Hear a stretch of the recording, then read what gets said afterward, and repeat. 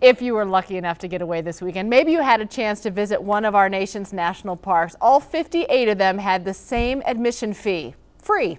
The park rangers at Yellowstone, Northwest in Wyoming, call the attendance numbers unbelievable. Last month, more than 957,000 people visited the park.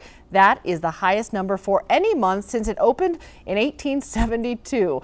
We sent 9 News reporter Kevin Torres up to Yellowstone to find out what's sparking this renewed interest in our national parks. Any day in Yellowstone is wonderful. You don't have to look too far Buffalo, look over here. to see what they see. The wildlife, we just love to see the wildlife. That one's far away. I can't take a picture of that one. I'm going to take a picture of the tree. Because if you've seen the things Alex Hutzel has seen, Taking the right amount of pictures. you would immediately understand why she and millions more Queen Anne's lace for Papa. made their way to Yellowstone National Park this summer. Even a bad day in Yellowstone is better than a day at the office.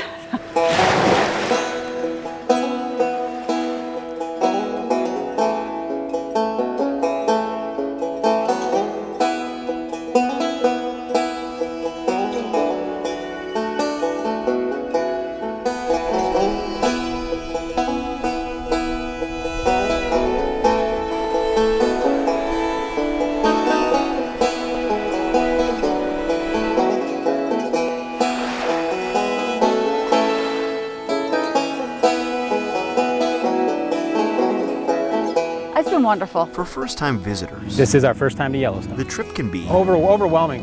We were here about 4 days, 3 nights, and actually need more time than that. The park's 3,000 square miles are layered with so many memorable sights. I mean, I've been running into people from all over Europe and Asia that are here on vacation. It's pretty clear there is a renewed interest in our national parks and all they have to offer. That's what I hear.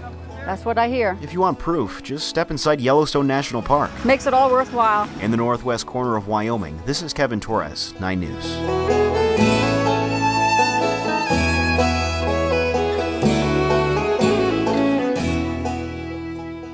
Doesn't that make you just want to take a trip? If you're interested in visiting Yellowstone National Park to see some wildlife, you might want to head up this month or next month. Park officials say August and September are the best months to see all those beautiful creatures that call the park home.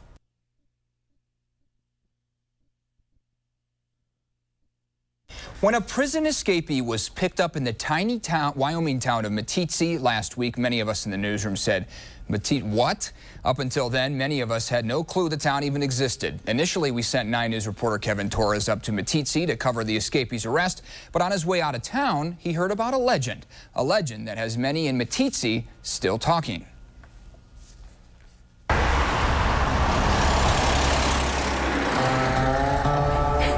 It's a super little cow town. If you drive south of Cody, Wyoming, past the dry hills that roll over the range, you'll eventually reach a tiny rural town. Just like everything else, it changes over the years. With a legend as interesting as its name. Oh yeah, the legend of the black-footed ferrets. As the story goes, it was the summer of 1971 in Meeteetse, Wyoming. That's kind of how it started, I guess, yeah. The fields just outside of town struggled to produce any sort of life. Yeah, it was a pretty big deal here at the time, yeah. Instead, they acted as a home to the black-footed ferret. You didn't see many of them in the daytime. Back at the watering hole, as the diner is still known. This is the origination of the black-footed ferret, is right here at Lucille's Cafe. Folks still reminisce about the diner's owner and how her dogs pretty much forced those critters out of town. You know, Hogg's dogs were the ones that got the first one and brought it in. She brought it into the taxidermist, and the taxidermist had never seen anything like it, so he took and showed it to the game and fish guy. They took it up to get it, I guess, get it mounted or something. They found out, uh-oh, you can't do that. You know, those things are extinct, I guess. A bunch of scientists and stuff come in and studied them, and somewhere along the line they got canine distemper, and they started dying. Folks here in Meeteetse will swear by their ferret statue in the heart of town that those critters are long gone. They don't want to be bothered. Leave them alone. But others believe the ferrets are still here, somewhere in the rolling hills that hug the town. I'm sure they're just hiding out right now. Whether that's true, we'll probably never know. All we know is the legend. There you go. We're good. Near the giant ferret statue in Meeteetse, Wyoming, this is Kevin Torres, 9 News. And now you know the legend. The black-footed ferret is considered one of the most endangered mammals in the world. It still does exist in some parts of the country, including a small portion of western Colorado. Be interesting to see one of those someday. The large ferret statue. The large ferret statue. Look for it next time you're in Meeteetse. Yes.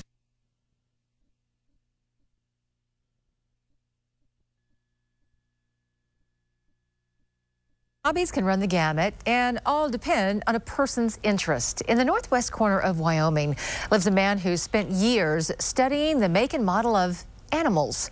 About 25 years ago, Charles Kirkham Jr. discovered a new interest in the animals he learned to love. 9 News reporter Kevin Torres takes us to Wapiti, Wyoming to show us.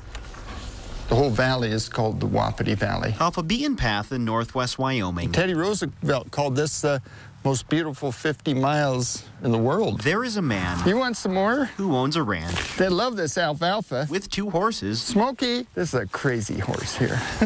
And 1 million bones. What do you think, Lily? It might seem a little odd, but trust me, it's not. I buy and sell antler. About 25 years ago, Charles Kirkham Jr. started collecting bones here and there. I buy every antler that comes in the door that I can afford. And he spent quite a bit of money doing it. Oh, well over $1 million. As a biologist, Charles has always been intrigued by animals. Mule deer, whitetail, elk, and moose. And he grew even more interested when he found out he can make art and a living off the remains. I create chandeliers and lamps and candle holders out of the antler. Yep, Charles is a bone artist. I'm starting with the best I have first.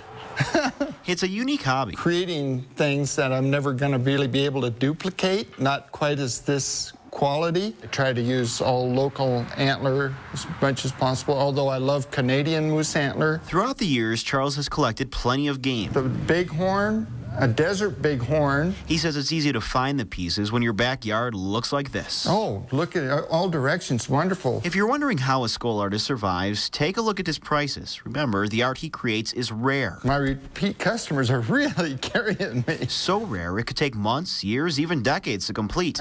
I might wait 1 year for one whitetail antler for a chandelier, or I may spend 25 years putting together certain antlers, like those fallow deer antlers, to create a piece. That's the sort of time you get when you live out here, near the mountains, the dozens of dead animals, and those 2 living and loving horses. They really need some more to eat.